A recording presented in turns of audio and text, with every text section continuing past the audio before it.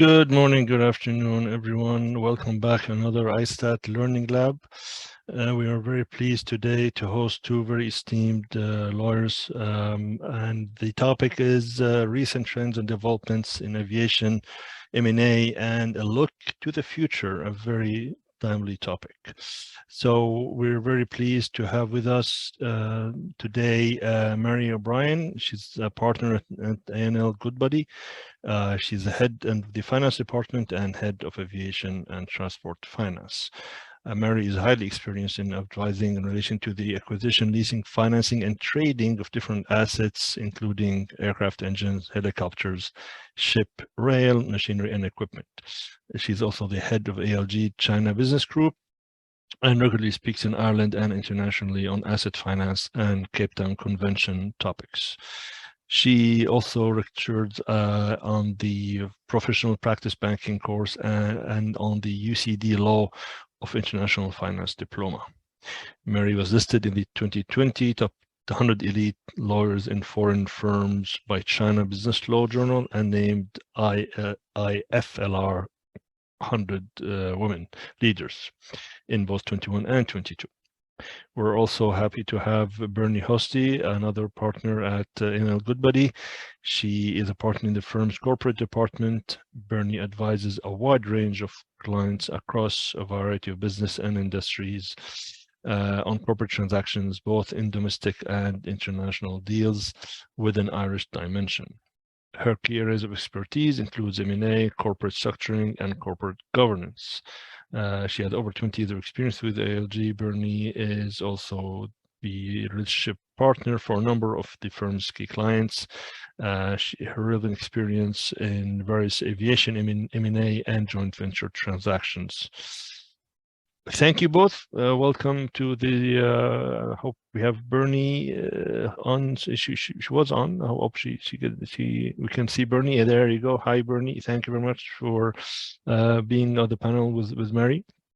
Without further ado, I shall leave the floor to you, and we'll be back at the end of the presentation with some questions to the audience. Please don't forget to post your questions on the Q&A button at the bottom of your screens, where I will have the joy of reading them out to our esteemed panel for their answers. Thank you, and we'll be back shortly. Thank you, Mamoon. Thank you very much, and thank you to everybody who has dialed in to listen today. A&L Goodbody is delighted to support the ISTAT Learning Lab seminar series. They're a wonderful contribution in my mind to the industry and to sharing knowledge and insights. I think everyone, we can all certainly learn a lot from the various seminars because of the breadth of topics that they cover. But I do find it particularly encouraging to see how it can inspire the next generation of aviation professionals by giving them access in such a broad way to a better understanding of how the industry works. So we're delighted to be part of that. Myself and Berni today will chat through how M&A transactions are impacting the aviation industry and to give our views on how we see trends playing out in the future. We hope you find it interesting, and we welcome your questions, which you can submit online now, or obviously feel free to follow up with us afterwards as well, of course. I think to kick off, that most of the industry is absolutely tired of the word resilience being used to sum us up, and we're losing patience and would like not to have to be so resilient in the future. But despite that, we are certainly the envy of other industries in terms of how we have come through so many obstacles being thrown at us from an industry perspective. Although I have to say, we hope that we can put all that behind us. The disruptions of recent years of Brexit and the war and sanctions, they have certainly displaced best laid plans and disrupted the once solid economics of certain deals. Looking forward, the need to meet ESG targets, to respond to a shift in geopolitics, to meet a growing appetite for travel post-pandemic, albeit factor in and prepare for a forecasted recession, means that business plans are currently being reshaped and new paths to growth being pursued. So I think that is certainly the environment we're in at the moment. It has meant and led to certain deals that have come through the market already, but I think it certainly will influence what deal making happens in the future. I'm just going to share my screen.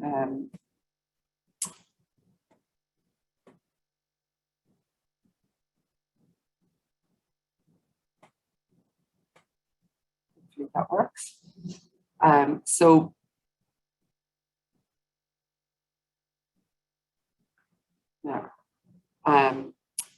And one of the ways that we've seen that the industry responds to the turbulence and crisis is through M&A and consolidation. And the aviation M&A was certainly a notable part of that surge in M&A activity worldwide that was seen in 2021. And we have seen that continue into 2022. We probably see a slight lull at the moment, but we would predict, and we can go through this in a little bit more detail later, we will predict that will pick up again, and that in fact at the moment there is just a settling, a stepping back, trying to understand where the economics stand and what best way to look for the future. We are seeing that access to capital and an ability to scale are really strong factors that are being prioritized in terms of these transactions. The need to have flexibility in the business model and to secure a supply of aircraft into the future are driving decisions around what structures will work and what structures are appealing for certain players in the industry.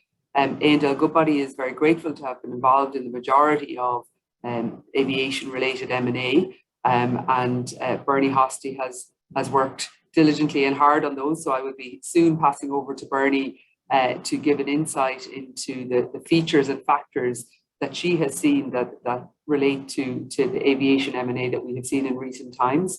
And we think that the M&A for a number of reasons will be driven. So some of it will be because of necessity, and I think some of it will be opportunistic, depending on the strengths and weaknesses of those involved at the moment. And I think that will create an interesting restructure of the market, and certainly we're happy to kind of chat through some of the angles and features that we see that may play into that. The success of aviation in Ireland, in particular over the past 40 years, has meant that those M&A deals that which touch on Irish companies, mainly the lessors, but it's broader than that now with other support and other aviation companies involved. They are bigger than ever because the position has changed quite a lot from where you had, a serviced office or a small operation in Ireland to really your key players in Ireland with large platforms here and really senior executives on the ground here. So that has absolutely transformed what an M&A deal can look like. And I think it is not just Ireland, because aviation companies have thrived throughout, but it certainly means that those deals have a lot of angles to them that need to be considered, and that's something that we can certainly chat through. The fallout from the pandemic on airlines is also likely to push to a higher percentage of leased aircraft, and I think that is maybe the common perception out there, and that will drive growth for lessors and engine lessors in terms of how they will deal with that market dynamic. But I think also it would mean that airlines will look to see what that means in terms of freeing up their own capital and what that means in terms of the flexibility of their business model, and that will have an influence on the market as well. Clearly, the market will have to deal with, and in particular lessors will have to deal with the difficult maths equation of high interest rates and pressure on lease rates and maybe potential defaults. And we see that certain responses to that are really to look to diversify fleets and also maybe to look to scale in order to best position people to take advantage of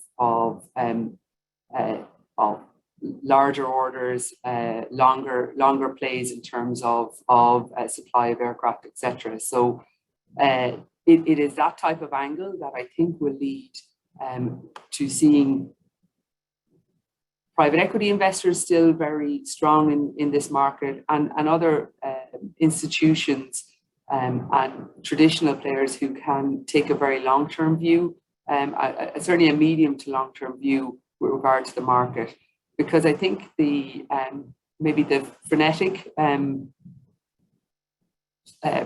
pursuit, for want of a better word, of aircraft fleets and portfolios would not have suffered or would have not have served everybody well in the market in terms of being able to respond to that and the speed in which these deals were being done.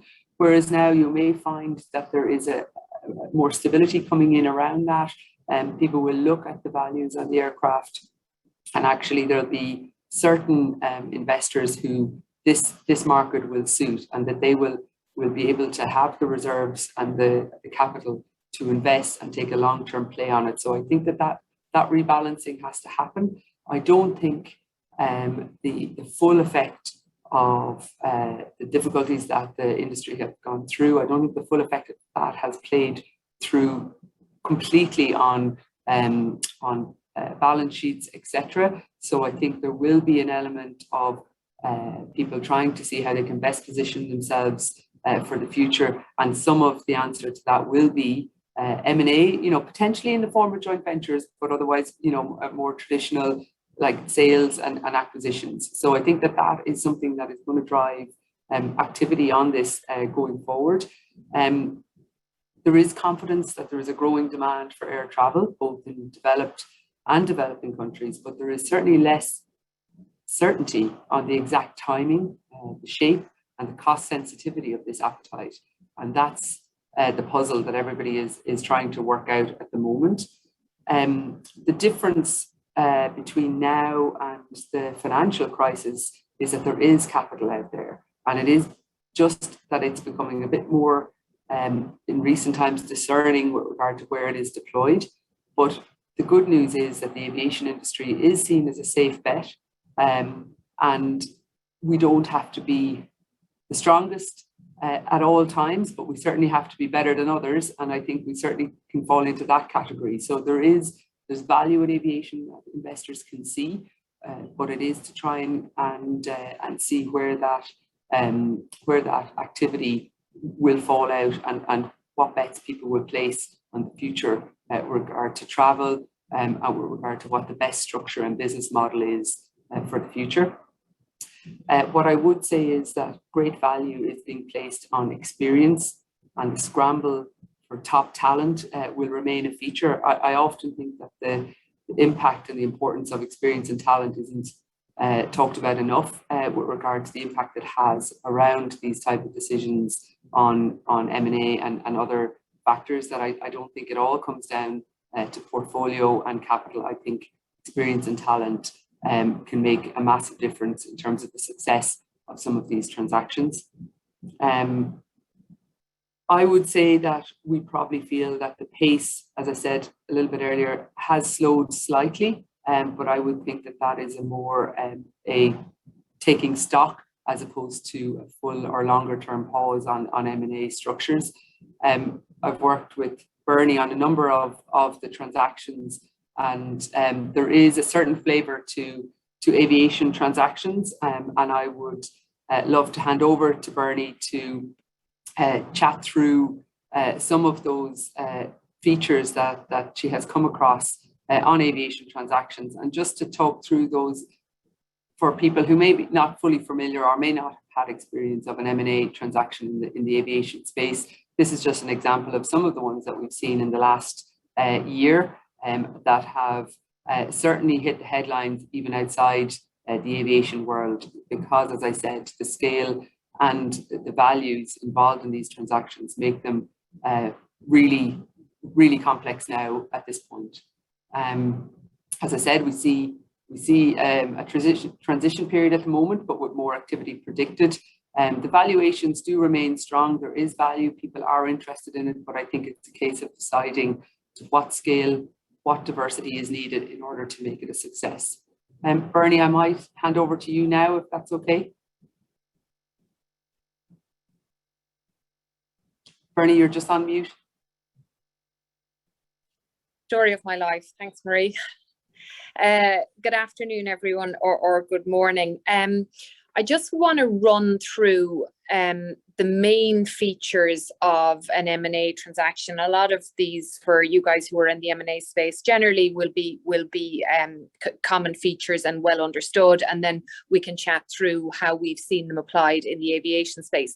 So when we're talking about M&A transactions, we're talking about the acquisition of an entire platform or an entire business.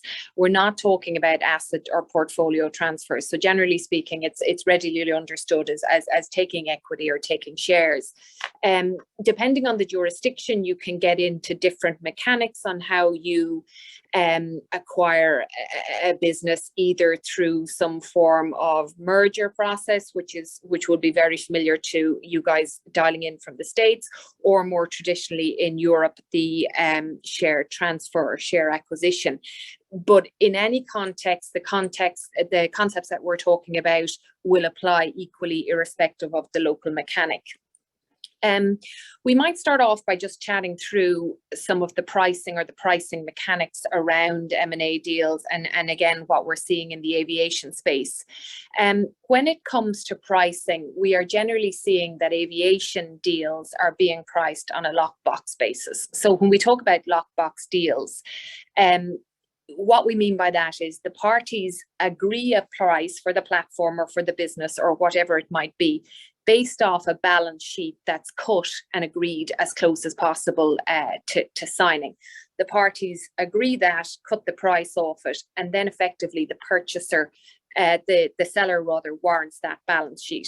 There's a big negotiation then in terms of what we call permitted leakages. So between the period of the lockbox balance sheet and the date that the deal closes, what can flow in and flow out of that, most of which will be ordinary course, and then there will be permitted leakages around dividends and extraction or repatriation of value pre-sale. Probably up until about 2 years ago, lockbox deals were not as common as completion deals. So when we talk about completion adjustment deals, we talk about a situation where we agree a price for a deal, we agree estimated cash, estimated debt, estimated working capital as at completion, and then the buyer has the opportunity to go in post-completion, effectively audit that balance sheet, and to the effect that, or to the extent that the cash is less than it was estimated, or indeed the debt is greater than it was estimated to be, there's a balancing payment either way. As an M&A lawyer, we would tend to say that lockbox deals are more purchaser friendly, are more seller friendly, whereas post-completion deals, for obvious reasons, are more buyer friendly. As I said, the last number of deals that we have seen go through either this firm or generally in the market, we are seeing them being priced on a lockbox basis. I think that's due to two things. Firstly, just as Marie said, the strength of the market, and particularly off the back of there's two mega deals in 2021 that probably is going to start a lot of consolidation in the mid-market, coupled with the nature of the balance sheets, means that actually they're probably better suited to lockbox deals than some other businesses are. Moving on then, but still staying on the topic of pricing M&A deals, when we talk about earnout or deferred consideration, this is a consideration or a part of the purchase price that's paid to the sellers post-completion, and it may be deferred in the purest sense of the word, in that it is simply, X% is paid a year, 2 years, 3 years, whatever it might be after completion, or else it's properly contingent. So, you know, X, Y, or Z milestones are reached, in which case X, Y, or Z additional payments will be made to the seller in addition to the completion of payment. It's generally seen as a way of somewhat de-risking for a buyer, and also facilitating a transition process, particularly where you have retained management.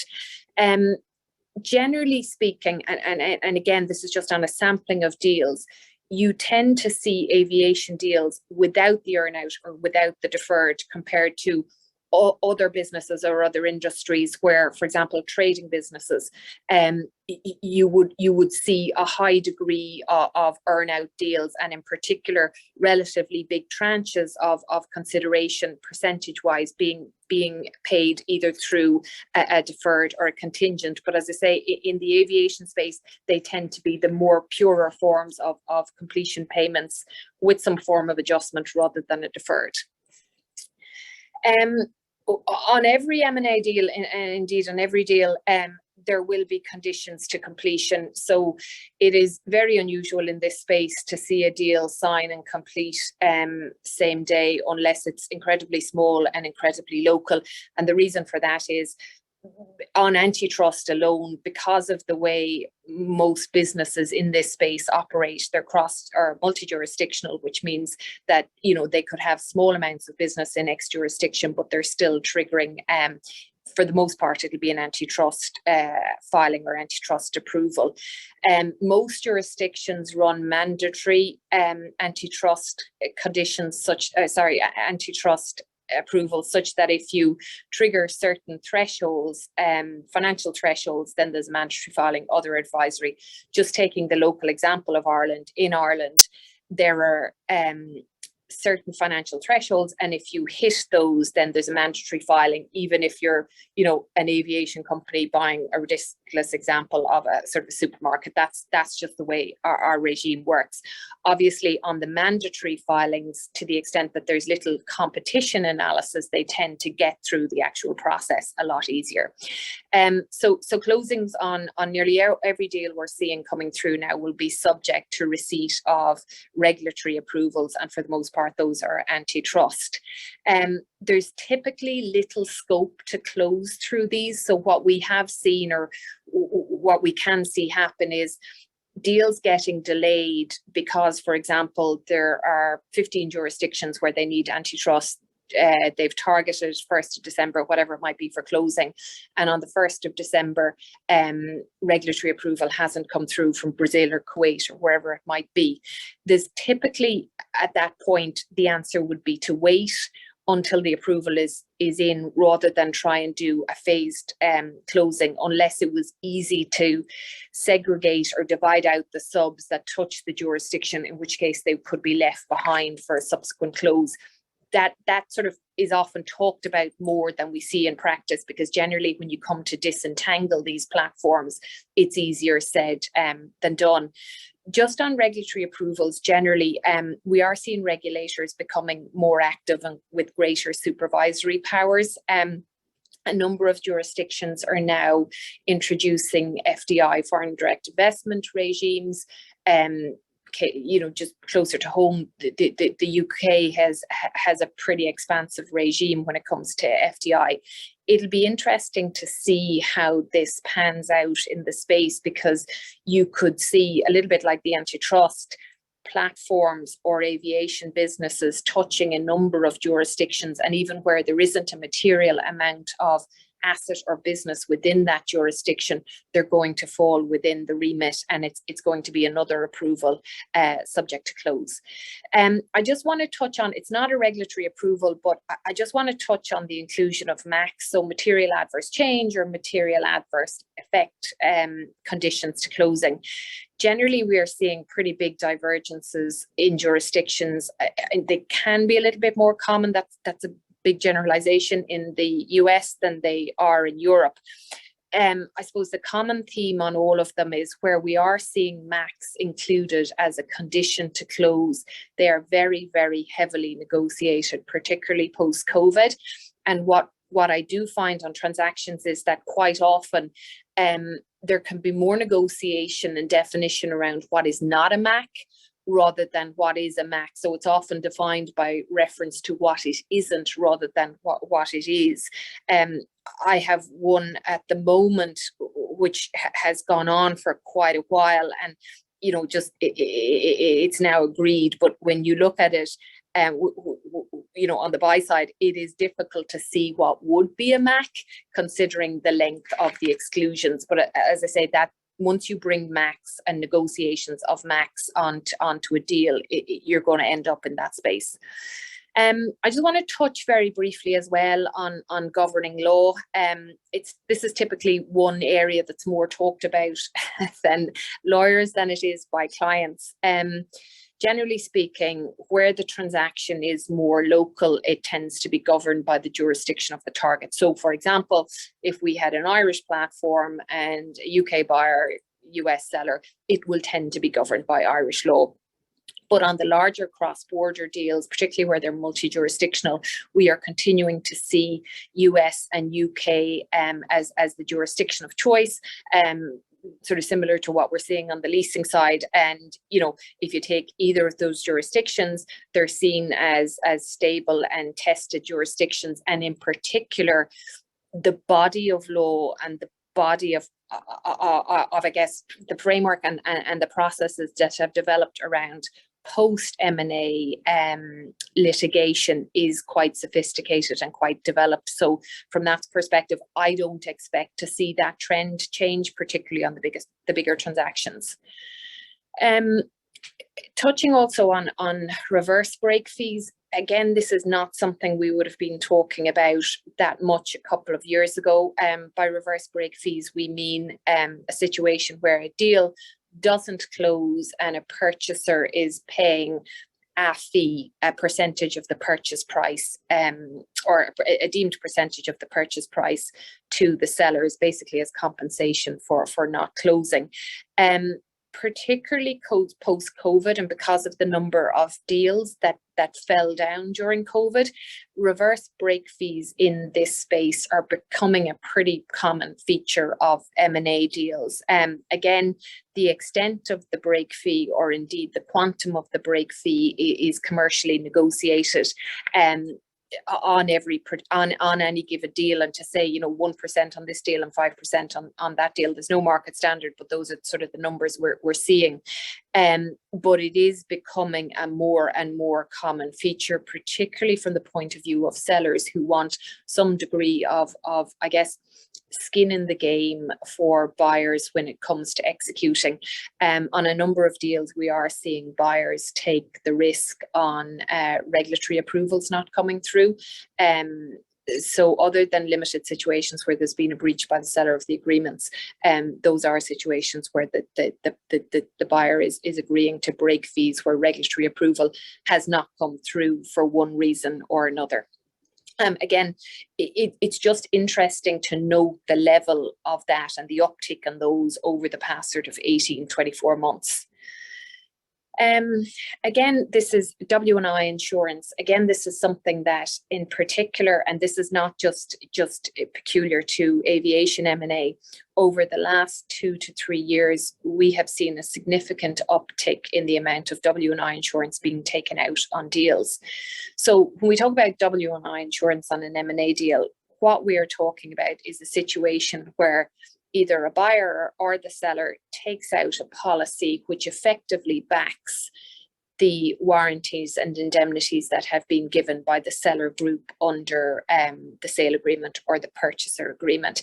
It's a product that's been around for a long time, and particularly on the US side, it was pretty much common feature of M&A, but in over, I would say, the last 3 to 5 years, in particular the last three years, it's a product we are seeing increasingly used in the European market.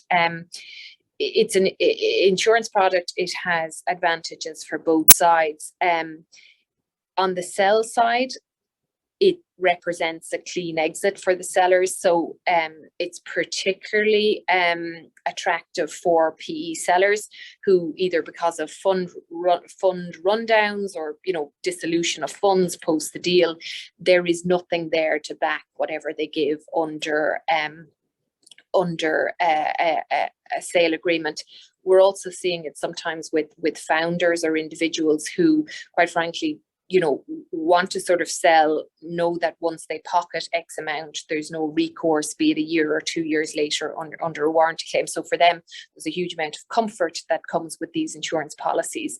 On the buy side, the benefit of these policies is that you are dealing with an insurance company directly. So to that extent, you don't have sell side insolvency sort of risk post completion. So once you sign the deal and you have your policy, you don't really need to worry about what the seller does or doesn't do with their proceeds, what guarantees it's given, etc.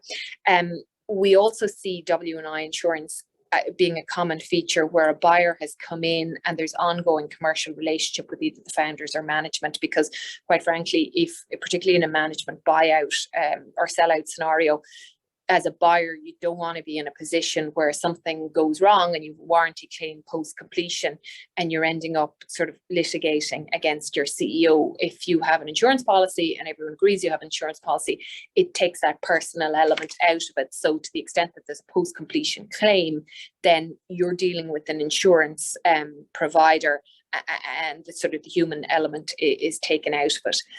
It's an insurance policy, so absolutely there are exceptions, and there are quite big exceptions.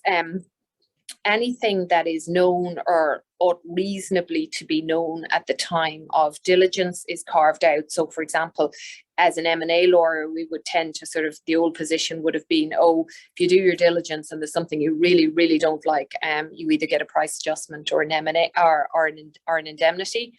For the most part, once you know about something, to the extent that you can't get comfortable with it, you're probably looking at a price adjustment because your insurance won't cover it. There are certain areas, some of which are really not relevant, others which can be more relevant to the aviation space, like environmental consequential loss and regulatory breaches, generally speaking, are harder, if some of them are, if not impossible, to get coverage on. And then obviously fraud and fraudulent misrep, you will just never get cover on those. It also means that where you have an insurance product or there's an insurer on a transaction, the scope of diligence can be more extensive and deeper than it would be if you had a buyer who's in the space and the buyer says, look, I know the market, I know the asset, I know X, Y, and Z. Generally speaking, an insurer will require relatively extensive DD and follow-up DD. Generally speaking, insurance products are getting much more sophisticated. So there was a time when we would have insurance on deals and it added to execution time. That's not the case now. I have seen insurers come on board and there's a bound policy, within 3 to 4 weeks, even on pretty complex deals. So insurers and their legal teams are getting more sophisticated. The products are getting more sophisticated. A number of years ago, it was difficult to get proper coverage for tax. Now there are synthetic tax packages that you can get. So the space generally has become pretty much very, very sophisticated, actually. In terms of the cost for this, where you're dealing with an insurance product like this, you're generally speaking, this is ballpark, between 0.9% and sort of 1.7 up to 2% on premium costs. So for example, if you insure up to 20 million, the deal might be worth 100 million, but you're insuring up to 20 and your premium is 1%, it'll be calculated off that. There will then, of course, be negotiation with the insurers around the caps, the collars, the baskets, all the good stuff that you would negotiate in an M&A deal with the counterparty in the normal course. Insurers will also expect sale agreements to be properly negotiated. So again, even where there is a product on offer or there's a product being taken out, the sellers sort of can't abdicate responsibility for diligence, making proper diligence available, and then negotiating a relatively arm's length set of warranty. So it's sort of not a get out of jail card for either the buyer or the sell side. My own view with W&I insurance is that it is a good product, but it's a product you need to approach with caution. And the reason I say that is if either the buyer or the seller, it's usually the buyer because it'll be a buy-side policy, understands what they're getting for the cost, and usually it'd be a sell side deduction. But if you understand what you're getting, then usually it's a product that will work. Where I've seen it not work is because people just don't understand that it's not the answer to all ails, or quite frankly haven't sort of factored in areas that are really of concern to them. It's not covered by insurance, and then a year down the line there's a problem and there's no coverage, and you have either shareholders or stakeholders to answer to. The last sort of broad area that I wanted to talk about is non-solicits and non-competes. Again, these are pretty standard part of any M&A deal, not just an aviation deal. So that's where, you know, seller agrees to sell up a business, and they agree to, you know, not compete in the particular market for a period of time. Or, you know, a non-solicit, so they won't go after customers, they won't go after employees, won't go after suppliers. The nature, the jurisdiction will often dictate what is or is not possible from an antitrust perspective. The reason I mentioned it in the context of aviation deals is that under the standard M&A construct, you can restrict the seller. So you can say, seller, you are not to operate in this market or these jurisdictions for a year or 2 years or whatever it might be post completion. And, you know, subject to the antitrust constraints around in Ireland, for example, those can't run for more than 2 years. You generally get what you need from a seller.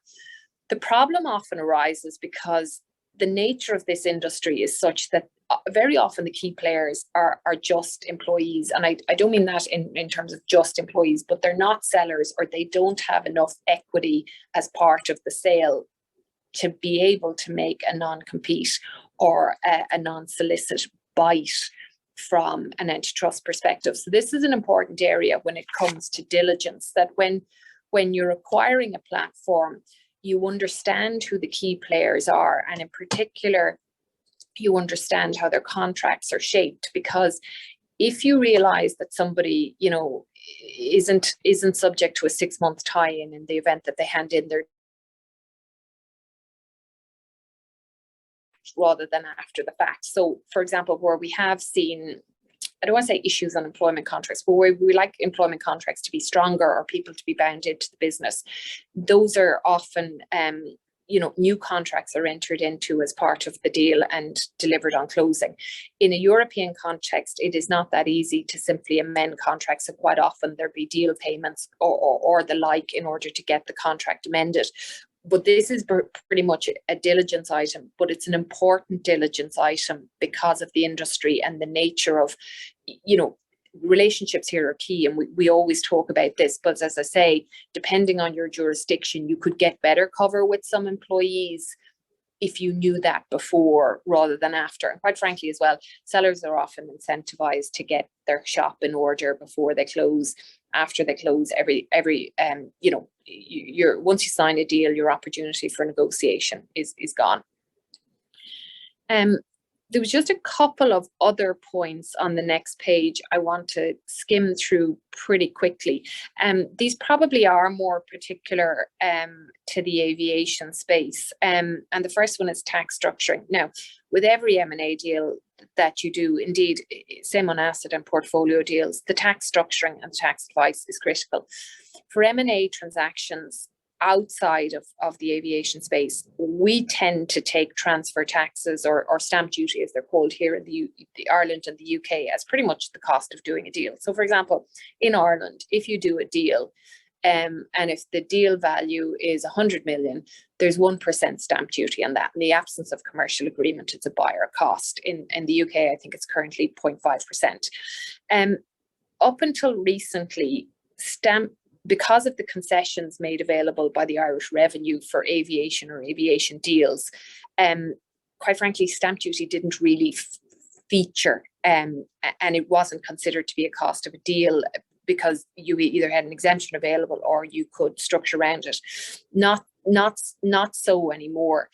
And for that reason, a number of the deals, and in particular the bigger deals that we've seen, this is quite an Irish specific point, but considering the amount of aviation based out of here and the number of platforms based out of here, it's a pretty important one nonetheless. We are seeing a lot of deals being structured as what we call a subscription and redemption. If you have a subscription and redemption deal rather than a straight transfer deal, you do not trigger Irish stamp duty. Now, considering the size of the portfolios and the value of portfolios that are either on the market or have gone through the market, 1% of that can be a pretty sizable sum. The way a subscription and redemption deal works is that the seller, the buyer subscribes for shares in the target, and there's a moment at closing when it's a 50-50 platform. The target then uses that subscription proceeds to pay out the redemption proceeds, which is effectively the sales proceeds, to the sellers. It sort of sounds easier than it is because of Irish company law rules, those types of transactions and the structuring can get quite tricky. As I say, it is just quite a unique Irish point at the moment. The government is probably alive to it, but the latest indications that we've had from the department is that they are not, at least for the present, looking at those structures or looking at closing them down. So I think going forward, irrespective of deal size, even as we move down into mid-market, I think we're going to continue to see that mechanic used on transactions. I just want to mention carve-out conditions, because again, this is one that over the last year in particular is becoming a common feature of deals. In the normal course, there is usually some degree of pre-sale restructuring to be done when a platform or a business is acquired. And in the normal course, it's a deliverable, not really a condition to completion. That's getting very sort of lawyers splitting what the meaning of that is. However, what we are seeing with the Russian position and the Russian, particularly with the Russian sanctions, is that the carve out of Russian assets is now, in a lot of transactions where there are Russian assets, an actual condition to closing in the exact same manner as it would be for a regulatory condition. Again, that's not something we would have been looking at 18-24 months ago. Just to mention employees, and again, this is quite a European point, but sometimes the differences, in particular between Europe and the US, can cause problems. We've already touched on how non-solicits and non-competes can bite or not bite in an M&A. Just to note that when you're acquiring a platform, or if you're looking to acquire a platform in Europe, there are pretty big divergences between employee rights in Europe and employee rights in the States. So for example, here, we don't have the concept of employment at will. So from that perspective, it should be relatively pretty high up the agenda, actually, when it comes to diligence on an M&A platform. Because to vary contracts post-completion is very, very difficult. It's difficult pre-completion as well, but in particular to the extent that there are sort of workforce or redeployment post the deal as part of the integration. That can be quite difficult to do in a European context without a large degree of pre-planning. So as I say, that is more of a flag for Europe versus other jurisdictions.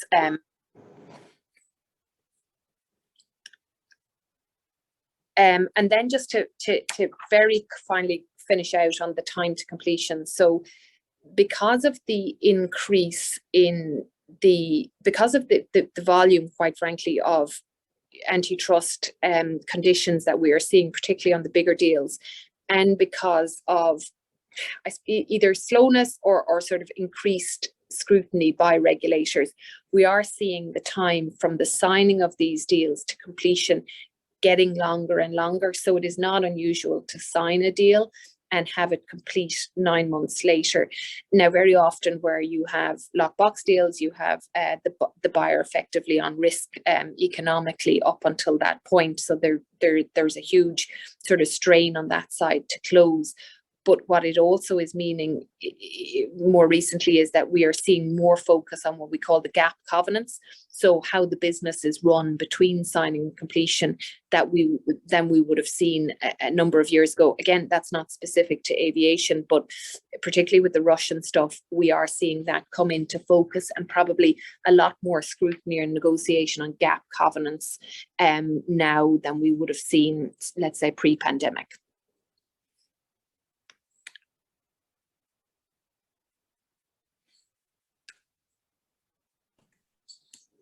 Thanks, So I think, Berni.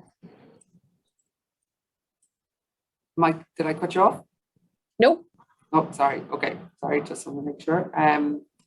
Thank you very much. Well, I think everyone can see why our clients love having Berni on a deal, being able to translate all those concepts into very digestible pieces, but hopefully everybody feels a lot more informed on the kind of characteristics of an M&A deal after that discussion. Something that I would see in terms of picking up what Berni had spoken to is in terms of maybe tips for M&A deals. One would certainly be not to underestimate the multi-jurisdictional aspects of our deals. They're always going to be cross-border given the nature of our world, and making sure that you don't jump to conclusions or assumptions around common legal concepts applying in different jurisdictions, because that can be something that, you know, potentially if it's timing for regulatory approvals, if it's differences in terms of employment aspects and how you deal on diligence, the cost and future structures around employment, or be it as I said, regulatory approvals on timing, but also regulatory approvals in actual what regulatory approvals are needed.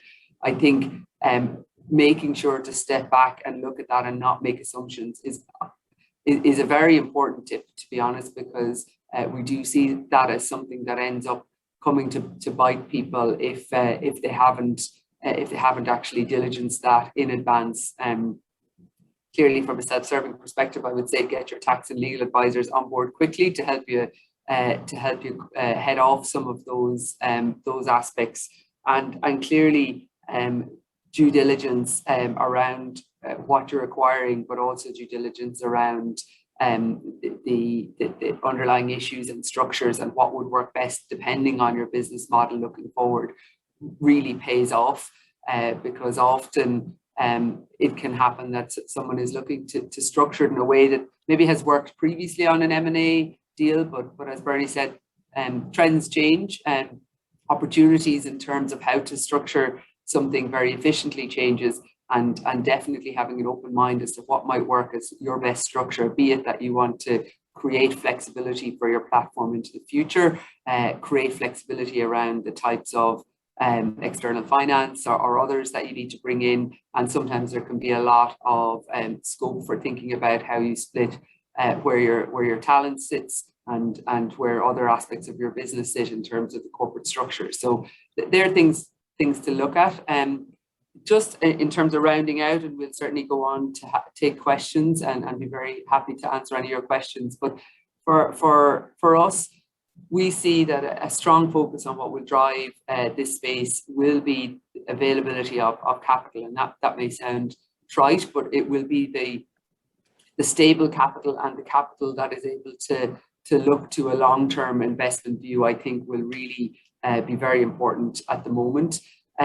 Clearly, the stalling of the ABS markets for aviation is something that I think could end up driving, or for want of a better way of saying it, putting pressure in terms of looking at other solutions, and that may drive M&A transactions. It may just drive portfolio sales, but it can end up focusing attention with regard to the portfolios and what people need at the moment.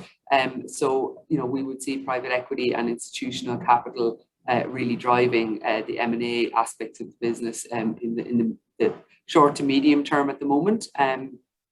It is worth thinking, more broadly on the other challenges that the industry has to grapple with, and we all know those that get to grips with the ESG challenges, with innovation with regard to maybe innovation quite simply in terms of funding opportunities and structures, but also innovation in terms of technology and how technology can be brought into the business, be it the airline business, the lessor business, MRO business, or other support services into aviation.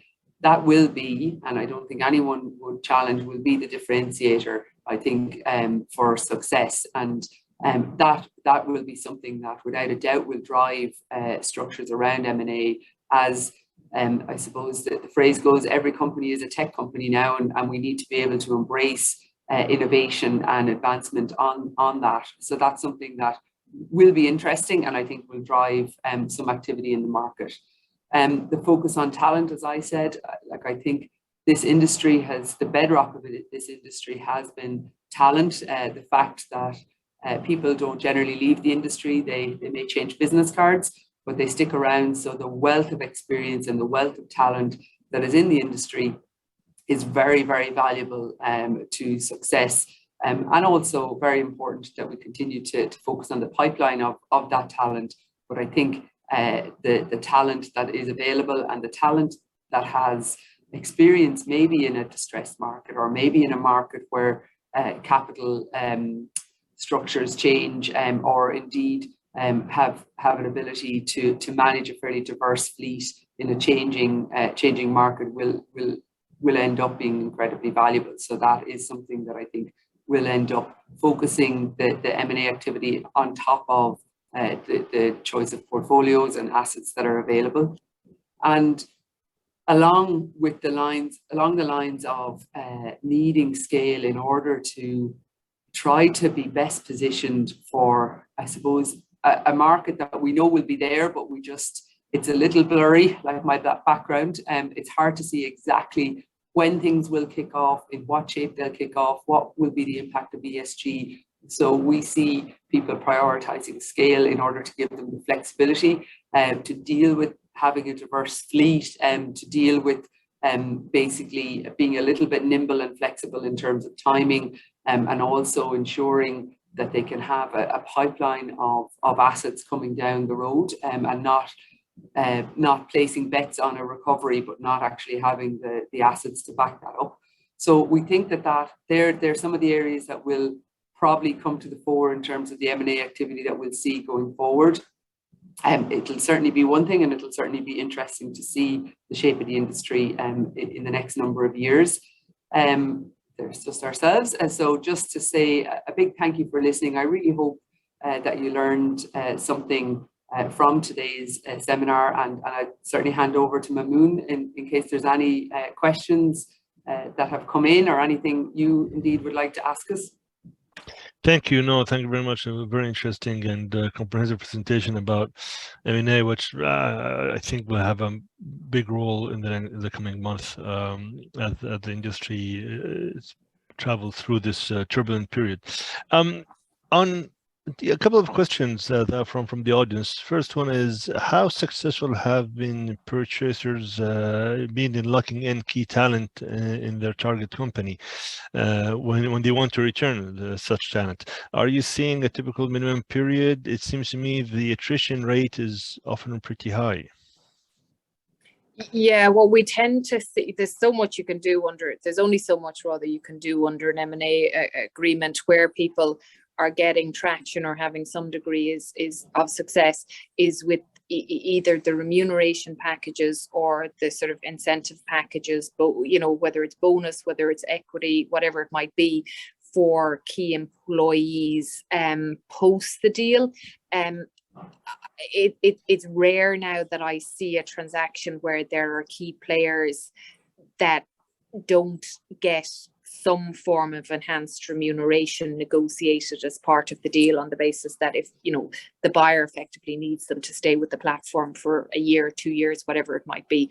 So quite frankly, that often comes down to the remuneration incentive package post completion. Thank you for that. The other another concern we have is that they're mentioning the W9 insurance negotiation, that people won't stop to talk about the Russian case in their ISTAT or analytical presentations. if you wouldn't mind, and if it were to ask the subject, could you talk about how you address the landscapes and who gets what in the end? Thank you very much. I'm not sure. So is the question about the WI insurance? I don't think that applies directly to Russia, though. I think that is just the warranty. It's not insurance on the assets. Maybe that's correct. Maybe clarifying, Berni. Actually, it's not related to the assets. Yeah, so if, for example, you know, in a typical M&A deal, there's a suite of warranties, and it'll cover the asset, it'll cover the balance sheet, it'll cover the employees, it'll say there's no litigation, there's a whole raft of stuff. So the product is insurance on those warranties rather than on a particular asset. So if the warranty is incorrect, the buyer can go after the insurance product. But if, for example, you had an asset in Russia, or indeed an asset anywhere, it didn't get any, it doesn't insure the asset, it insures whatever reps that are given. So if there was a problem with an asset, you just won't get insurance on the rep. So you don't even have the indirect coverage. So how much time will the insurer spend with the seller in that case? Will they have to do due diligence on the company being purchased, or how would it typically work? They do diligence almost exactly like the purchaser does diligence. So in a normal or standard M&A transaction, I guess there's no standard, but generally speaking, you'll have a data room, and the data room will be populated, you know, with everything to do with the fleet, everything to do with the employees, all the financial information, all the tax history. Because don't forget, when you buy these platforms, you know, it's very different to a metal or a portfolio acquisition. If there are tax problems, if there are residual problems with employees, you take everything. So there's a data room available. The purchaser goes in and diligences that, and then negotiates the suite of warranties to try and get the best protection that it can. The insurer will come in and take access to the data room in exactly the same way. They will rely on the purchaser's diligence, but they'll also do their own diligence. So generally speaking, where they're not comfortable with the buyer's diligence or not comfortable with their own diligence, they will exclude the area being covered. So, for example, if I have a suite of warranties, let's say there's 500 warranties, the policy will insure the warranties generally, but then in the schedule there will be a number of exceptions. So, for example, it is hard to get coverage on environmental, not an issue for this space. Financial warranties, so warranties around management accounts, balance sheets, etc., pretty difficult to get coverage on that, so they'll be excluded in the policy. So your negotiation, by the end, you've negotiated your SPA, you then have to negotiate your policy with the insurer. It's not that difficult, and it's not as sort of, it's not as extensive as the main deal, because there's a lot of warranties that are just taken as given. But generally speaking, where they won't insure you, there is no negotiation unless you can get them comfortable on diligence. There's nothing to talk about. It's just no. But they will also review the actual documentation, right? They will check what reps and warranties the seller is giving. Yeah, exactly. So they are insuring the warranty suite in the SPA, so they'll review that, but really the focus of their review is that warranty suite. So, for example, they don't really give a hoot about lockbox, how you've agreed your lockbox, what's your permitted leakages. They're not insuring that. They don't give a hoot about non-competes. They're not insuring that. So they will almost go directly to the warranty schedule, and in particular what limitations the seller has agreed on the warranty schedule. And there is a whole standard set of exceptions and limitations that they'll expect to see included. And if they're not included, they'll include them through the policy. All right, great. Thank you very much.